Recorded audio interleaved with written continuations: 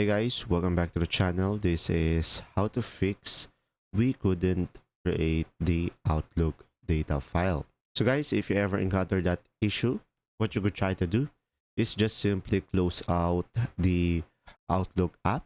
And after that, once you have closed it, just simply go to the start menu and right click on it and go for the task manager and make sure the Outlook over here is closed and just simply try to find it. Now, once you have ensured that, just simply go for the start menu again and search for run. And here on the run, guys, just simply go for the outlook.exe and then space slash save. And from here, just simply select OK.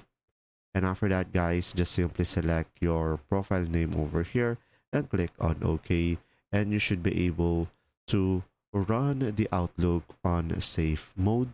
And from here, just simply go to the file on the top left corner and go for the add account over here. And from here, guys, just simply go ahead and add the address.